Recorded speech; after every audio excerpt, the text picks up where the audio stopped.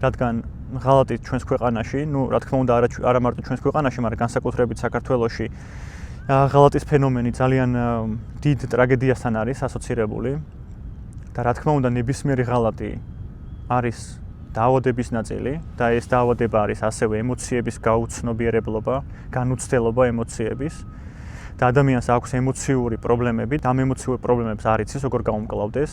ეს ემოციური პრობლემები ბატონობს ამ ადამიანზე, იწვევს ამ ადამიანის აბსოლუტურად ინსტინქტურ ცხოველურ ქმედებებს აღძვრას და ადამიანი მერე მიმართავს უკიდურეს ზომებს, რასაც ქვია ცხოველურ დონეზე დაკმაყოფილება სურვილის და სინამდვილეში ამითი არის ის, რომ სასიცოცხლოდ მნიშვნელოვანი ემოციების განცდას ემსახურებოდა ეს ღალატი. უბრალოდ ადამიანი იმდენად არაცნობიერია თავისი ქმედებების მიმართ, იმდენად დიდ სულიერ ტკივილს განიცდის და იმდენად დიდი დაუკმაყოფილებლობა აქვს საკუთარ თავში, ვინაიდან რადგანაც არის უამრავი ემოცია, რომელიც წლების განმავლობაში განუცდელია, წლების განმავლობაში გვაწუხებს და უბრალოდ არ ვიცი რა, იგანა არ ვაკეთებ, უბრალოდ არ ვიცი რა. ჩვენ ბავშვობაში არავინ გვასწავლის იმას, რომ ემოციები მნიშვნელოვანია და ჩვენი ემოციები განსაცდელია და ჩვენ ემოციებს ყურადღება უნდა მივაქციოთ. არავინ გვასწავლის იმას, რომ ყველაფერს ნუ დავიჯერებთ, რასაც ვფიქრობთ. არავინ გვეუბნება, რომ ყურადღება არ მივაქციოთ ჩემს აზრებს, იმიტომ რომ შეიძლება ფაქტი არ იყოს და გადავამოწმო ეს. ამას ხო არ გვასწავლია. შესაბამისად, ეს მთელი ცხოვრება რაღაც ემოციებად ილექება, ეს ემოციები ძალიან დიდ ემოციურ ძორებს იწვევს. და შეიძლება ადამიანს ჰქონდეს ისეთი ემოციური აშლილობა, რომ თვითონ ემოციური ინტელექტის ხარჯზე, რაღაც შინაგანი სიბრძნის ხარჯზე ვერ მიხვდეს, რომ ემოციებთან აქვს საქმე, ვერ გადაამუშავოს ეს ემოციები, ვერ მოითხოვოს დახმარება, სხეულმა აიღოს მის მაგივრად ინიციატივა და სხეული ყოველთვის ინსტინქტურია, ცხოველურია და ის თვითგადარჩენის მიზნით ეძებს გამოსავალს და ეს გამოსავალი არის როგორც წესი მაღალი სიმძაფრის მქონე გამოსავალი და მაღალი სიმძაფრე ყოველთვის არის თუნდაც ამ შემთხვევაში ღალატში. ამიტომ მინდა ხაზი გავუსვა, რომ ღალატი არ არის, რა თქმა უნდა, კონსტრუქციული. უბრალოდ გვჭირდება გვესმოდეს, რომ ღალატი არის გამოწვეული ძალიან დიდი ემოციური ტკივილიდან და არის გამოწვეული ცხოველური, ინსტინქტური, იმპულსური მდგომარეობიდან, რომელზეც ადამიანს იმ მომენტში არანაირი წვდომა არ აქვს. უბრალოდ დაბინდულია გონება რა. აი ხო გაგიგიათ ალბათ რა გვირაბულ ხედვას რო ვიცახით ხოლმე, გვირაბული ხედვა არის. აი წარმოიდგინე რაღაც შეპყრობილობა რა, ობსესია, ანუ შეპყრობილობა, როდესაც ადამიანი აბსოლუტურად ტუნელურ აზროვნებაშია, იმდენად დიდია სიმძაფრე ემოციური აუტანლობის, რომ ის გააკეთებს აბსოლუტურად ყველაფერს, რომ იმ მომენტში დაკმაყოფილდეს. ოღონდ ეს დაკმაყოფილება ხშირად ჩვენ გონია ხოლმე, რომ აიცი რა, მიღალატა იმიტომ რომ აღარ უყვარვარ ან მიღალატა იმიტომ რომ პატივს აღარ მცემს, მიღალატა იმიტომ რომ სხვა შეუყვარდა. არა, ხშირ შემთხვევაში ღალატი არის თვითგადარჩენის იმპულსი, როდესაც ადამიანს არანაირი ცნობიერება აღარ უმუშავებს იმ მომენტში და მთლიანად ეს იმპულსი ამ იმპულსის მმართველობა ხელში აიღო ინსტინქტურმა ორგანიზმმა, რომელიც სავსეა განუცდელი გადაუმუშავებელი ისტორიებით, აზრებით, ამბებით თავში და სხეულში ემოციებით. ძალიან მნიშვნელოვანია ვთქვათ, რომ ღალატთან დამოკიდებულება არის აბსოლუტურად კულტურის ნაწილი და ის სიმძაფრე, რა სიმძაფრეც ღალატთან დაძდევს და როგორც აღიქმება საზოგადოებაში, ჩვენ სამეგობროში, ყველამ საკუთარ თავში ჩავიხედოთ, ყველამ ვიცით ღალატი როგორც აღიქმება რა და ჩვენ საკუთარი თავის რო გვიკითხავს, როგორ მოვიქცეოდით ეს რო დაგუმართნო და ზუსტად ვიცით რა პასუხიც გვექნება. ხო, ან იმ ადამიანზე რა შეხედულებაც გვექნება. და ეს ყველაფერი არის კულტურის ნაწილი. ეს ყველაფერი ნასწავლია.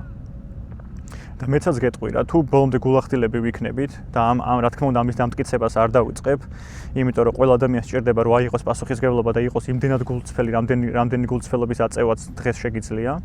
და არ არის აუცილებელი რომ ამაშიც საკუთარ თავზე ვიძელადოთ, უბრალოდ გვჭირდება რომ ბოლომდე გულწრფელები ვიყოთ და თუ მე ბოლომდე გულწრფელი ვიქნები, გვჭირდება თქვათ ეგეთი რაღაც, რომ სინამდვილეში ღალატი ადამიანისთვის არის გამანადგურებელი, იმიტომ რომ საზოგადოებამ ესე მომაწოდა.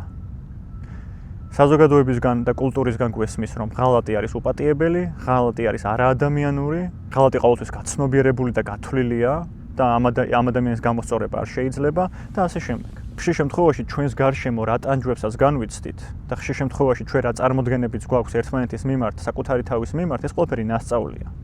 და რახან ნასწავლია არ ნიშნავს, რომ აუცილებლად სწორია და მართალია. თუ ბოლომდე გულახდილები ვიქნებით, როდესაც ადამიანის ცხოვრებაში დგება ღალატის გამოცდილება, მას პირველი თავში კი მოდის რა ეს ემოციები, რომ ხო რაღაც ცხოვრება დაგენგრა და ძალიან დიდი ურთიერთობა დასრულდა და ძალიან მტკივნეული არის და არ ვიძახით რომ მტკივნეული არ არის. მაგრამ ასევე გვჭირდება ფონად დავინახოთ ის, რომ მე თავში მიტრიალებს, რომ ეს ეხა სად თქვა რა. ამას ჩემი მშობლები ეხა როგორ გაიგებენ? ან მეგობრები როგორ გაიგებენ? ან ვაფშე რა ადამიანი ვეგონები ეხა მე ამის მერე ადამიანებს? მე ეს როგორ მაკადრეს? როგორ გამიბედეს? საზოგადოებაში რა თავი აღარ გამომეყოფა? ამიტომ დღეს ხშირად ვახსენე და კიდევ ვახსენებ სიტყვა ძალადობას. ჩვენ საკუთარ თავის ძალადობის გარდა საზოგადოებრივადაც ვძალადობთ ერთმანეთზე. იმიტომ რომ ისეთ აზრებს ვახვევთ ერთმანეთს, რომელი აზრებში ჩვენთან არ ვართ გაცნობიერებულები. მე როდესაც ჩემი საკუთარი ემოციების დანახვა, სახელის დარქმევა და განცდა არ შემიძლია, მე რანაირად უნდა მოვიდე შენთან და გელაპარაკო მაღაც ღირებულებებზე, რანაირად უნდა გელაპარაკო ღალატზე, რანაირად უნდა გელაპარაკო სიყვარულზე, როდესაც მე თვითონ წარმოდგენა არ მაქვს. და ამას გულისხმობ, რომ კულტურის ნაწილი არის ის, რომ აი ესეთი ამბავი მოვიდა ჩვენამდე რა, რომ ღალატი უპატიებელია და ღალატი გათვლილია და ღალატი დაავადება არ არის და ასე შემდეგ. და შენ თუ ბოლომდე გულახდილი იქნები, ღალატზე მეტად მე ის მაწუხებს, რომ ჩემს გარშემო ეხარა თავი აღარ გამომეყოფა რა. ეხა რა ვქნა? მშობლები რა სიტყვიან, საზოგადოება რა სიტყვის და ასე შემდეგ. ან საერთოდ ღალატი რა სიტყვაა? აი ღალატიც როგორ აღიქმება? ხო აი მიღალატა რა, რაღაც თქოს სამშობლო გაყიდა რა. სახელიც ეგეთი გვაქვს დარქმეული რა ღალატი. აი რას ნიშნავს ღალატი? გიკითხავს ერთხელ მაინც საერთოდ რომ რა ემოციური მდგომარეობა აქვს? და რაში ჭირდება დახმარება გიკითხავს ერთხელ მაინც? და სანამ საერთოდ ამ ღალატს დავარქმევდით, დაგვისვავს კითხვა რომ ადამიანი რას განიცდის ამ დროს? ან რა ემოციური მდგომარეობა აქვს რომ ამ გადაწყვეტილებამდე მივიდა? ან საერთოდ ცნობიერია ეს ადამიანი იმ მომენტში? ძალადობთ რა ერთმანეთზე რა. და ეს ძალადობა მოდის იქიდან რომ მე არ შემიძლია საკუთარი ემოციების განცდა. მაგრამ შენ დაგსჯი იმის გამო რომ შენ ვერ მოახერხე და ვერ შეიკავე თავი. მე არ შემიძლია საკუთარი ემოციების ამოცნობა და საკუთარი ემოციების განცდა. და ამის გამო შევქმნი ისეთ ღირებულებებს, შევქმნი ისეთ ტრადიციებს და შევქმნი ისეთ სახელმწიფოს, კულტურას და მოგაწოდებ ისე, რომ აი ეს ქმედება უბრალოდ დაშვებული არ იყოს. ნებისმიერი აკრძალვა და ნებისმიერი რაღაცის გადაჭრით თქმა, მხოლოდ და მხოლოდ არის შედეგი იმისი, რომ ერთი ადამიანი ვერ იღებს თავის ემოციებზე პასუხისმგებლობას. იქ არანაირი თანაგრძნობა აღარ არსებობს, მე არანაირი სიყვარული არ არსებობს. ამიტომ ღალატი, რასაც ჩვენ ღალატს ვეძახით, ეს არაფერ შუაში არ არის სიყვარულთან, არაფერ შუაში არ არის ცნობიერ მდგომარეობასთან. ეს ყველაფერი არის ინსტინქტური, არაჯანსაღი ემოციური მდგომარეობის გამოვლინება და მჭირდება დახმარება. და იმის მაგივრად რომ ერთმანეთი მოუკვეთოთ, დაუსვათ რა საკუთარ თავს და ასევე ამ ადამიანს კითხვა რომ რამ გამოიწვია ეს ყველაფერი რა, რითი შემიძლია რომ დაგეხმარო? რა ხდება საერთოდ შენს თავს? როგორ ხარ საერთოდ? მაგრამ მე ამას ვერ კითხავ, რანაირად უნდა კითხო, ჩემი გამჭირვებია, მე თვითონ ცხოვრება დამენგრა თავზე და მე თვითონ სიყვარული რა ყოფილა არ მცოდნია და მე თვითონ თავის მოკლა მინდა და მე თვითონ დეპრესია დამეწყო და წამლებს ვიღებ და ექიმებთან დავდივარ. და ეს რატო დამემართა? იმიტომ რომ ადამიანმა მიღალატა? ესე იგი არც მე ამცოდნია სიყვარული რა არის საერთოდ, ურთიერთობა რა არის. საკუთარ თავთან ესე იგი ურთიერთობა არც მე ამცოდნია. თუ მე ცხოვრება დამენგრა ამ ადამიანის ქმედებით, რანაირი სიყვარული არის ეს, ან რანაირი ჯანსაღი ურთიერთობა? მე სხვა ამ ადამიანზე დამოკიდებული ვარ, ხო ესე იგი? ესე იგი, ამ ადამიანის ქმედება განკარგავს მთლიან ჩემს ცხოვრებას. და რანაირად უნდა ვიყო მე კონსტრუქციული, ესე იგი ვძალადობ ამ ადამიანზე მე. თუ მე რომელიმე ადამიანის ქმედება განმიპირობებს ჩემს ემოციურ მდგომარეობას, მაშინ მე მოძალადე ვარ და იქ სიყვარული არაფერ შუაში არ არის. იმიტომ რომ მე შენგან მოვითხოვ რომ არ დამაზიანო, მე შენგან მოვითხოვ რომ იყო ესეთი, მე შენგან მოვითხოვ რომ გააკეთო ესე, იფიქრო ესე, იყო ამ სახის, ამ როლში, ეს ჩაიცვა, ამას ესაუბრო, იმას არ ესაუბრო, მოძალადე ვარ რა. იმიტომ რომ მე მიზიანი არ მომადგეს, მე ცხოვრება არ დამენგრეს, მე სიყვარულის გარეშე არ დავრჩი. ამიტომ ყველა ადამიანმა ჭირდება რომ საკუთარ თავზე აიღოს პასუხისმგებლობა და მე როდესაც ემოციასთან დარჩენა ვიცი, ემოციის განცდა ვიცი, ემოციასთან მუშაობა ვიცი, საკუთარ თავს ვიცნობ, საკუთარი თავი მიყვარს, ვიცი რა არის საერთოდ განპირობებული გონება. მაშინ მე შემიძლია მოგცე უფლება რომ იყო ისეთი როგორიც ხარ. და თუ შენმა ემოციურმა მდგომარეობამ რაღაც ისეთი ქმედება გამოიწვია, რამაც დაგაზიანა, იმის მაგივრად რომ მე ცხოვრება დამენგრეს, მოვალ და კითხავ. რით შემიძლია დაგეხმარო? როგორ ხარ? რა ხდება შენს თავს? ეს შენი ქმედება რისგან საიდან იყო გამოწვეული? რატომ კი არა? რომ დამნაშავე ვეძებო და მე მთელი ცხოვრება გაყვედრო რომ ეს მე ეს გაპატიე და შენ ეს გააკეთე და ეხა შენ გამო 1000 რთული პერიოდი მიდგას და ასე შემდეგ. აი რატომ როცა კითხვა სვავ, ესე იგი დამნაშავეს ეძებ რა და დამნაშავის ძება არის ინფანტილური ბავშვური გამოვლინება, რომ შენს გამო მე ეს დამემართა და რას მერჩოდი რა. ამიტომ რატომ კი არა, რისთვის? როგორ მოხდა ეს ყველაფერი? მე რით შემიძლია დაგეხმარო? მაგრამ მე როგორ უნდა დაგეხმარო, საკუთარ თავს ვერ დავხმარებულ ვარ. ამიტომ ნამდვილი სიყვარულს როცა ვლაპარაკობთ, ხო? როდესაც კონსტრუქციულ ურთიერთობებზე ვლაპარაკობთ, ჯანსაღ ურთიერთობებზე ვლაპარაკობთ, გვჭირდება რომ საკუთარი თავი დავიწყოთ რა. არ იყოს არც ერთი ადამიანი ჩემ ცხოვრებაში იმის განმაპირობებელი, რომ მე ცხოვრება დამიგრევა თუ არ დამიგრევა. მე მჭირდება რომ დავსვა ისეთი სერიოზული კითხვა, როგორიც არის ის, რომ რამდენად მაქვს ურთიერთობა საკუთარ ემოციებთან. რადგან ემოციები არის ის, რაც თელს ჩემ ცხოვრებას განკარგავს. ეს იქნება ღალატი, მასტურბაცია, სექსი. ნებისმიერი ეს გამოვლინება არის ემოციური მდგომარეობიდან. ასევე მეორე მხარე არის, ვინც ღალატობს, ხო? და როდესაც ადამიანი ღალატობს, მაგ დროს რა ხდება? იმ ადამიანში არის უდიდესი დანაშაული შეგრძნება, თვითგვემა, სასოწარკვეთა, როგორ დამემართა ეს, რანაირად დამემართა, არაფერზე ღირსი მიეხა აღარ ვარ. ხშირად არის ხომ თვითკვლელობის, თვითდაზიანების, თვითგანადგურების, საკუთარი თავის დასჯის მცდელობები. და თუ ეს ადამიანები დარჩნენ ურთიერთობაში, ხშირ შემთხვევაში ვინც ეს ქმედება გააკეთა, ხო, ეს ადამიანი იმდენად მსხვერპლის როლშია შესული, რომ აბსოლუტურად ყველანაირ მოთხოვნილებას უკმაყოფილებს პარტნიორს და ის მეორე პარტნიორი მოძალად ხდება რა. რომ აი მე შენ გამო ეს ემოციური მდგომარეობა მაქვს, შენ გამო ეს დამემართა, მეც ვიჯერებ, მე რომ ჩემ გამო დაგემართა ეს, ჩემი ღალატის გამო დაგემართა ეს ყველაფერი, ყველაფრის ღირსი ვარ. და გავაკეთებ ყველაფერს, რომ შენ ემოციური სიჯანსაღე დაგიბრუნდეს. მაგრამ მთელი სასწაული ცირაშია, რომ ამ ადამიანს არ დაუბრუნდება ემოციური სიჯანსაღე. იმიტომ რომ ეს როლი ძალიან სასიამოვნოა. როლი რომ მე დამაზიანეს და ეხა ეს ადამიანი რომ თავზე მევლება და ჩემს ყველა ქმედებაზე თვალს ხუჭავს, ან ყველა კითხვაზე პასუხობს, ან მოკლედ მოჭიმული არის რა, რომ აბა ყურადღება მომაქციოს, ეს იმდენად სასიამოვნო არის, რომ მე ამ როლს არ დავთმობ არასდროს. გამუდმებით დაგაყვედრებ, გამუდმებით ვიქნები დაზიანებული, გამუდმებით შეგახსენებ ამ ყველაფერს. არ გაპატიებ რა მოკლედ რა. იმიტომ რომ ეს სიმძაფრები მე მჭირდება. და ეს სიმძაფრებიც არის ემოციებზე დამოკიდებული ადამიანის თვისება. ამიტომ ჩვენ არ ვიცით სიყვარული რა არის. სანამ ადამიანი თავის ემოციებს არ იცნობს და პასუხისგებლობის აღება არ შეუძლია საკუთარ ემოციებზე, ის არც სიყვარულს იცნობს, არც სიყვარული შეუძლია საერთოდ და არც კონსტრუქციული ურთიერთობები შეუძლია. ყველა ჩვენი ქმედება არის არაცნობიერი, ინსტინქტური და ტკივილით, სასოწარკვეთით გამოწვეული, უსიყვარულობით გამოწვეული. და ეს ამ ყველაფერს იწვევს ის ისტორიები, რა ისტორიებსაც საკუთარ თავს უყვები. ეს ისტორიები გადადის ემოციებში, ეს ემოციები წარმართავს ჩემს ქმედებებს და მე საზოგადოება მარქმევს, რომ მოღალატე ვარ. ან მე მიწევს, რომ უღალატო. და ეს ემოციებია მთავარი საკითხი.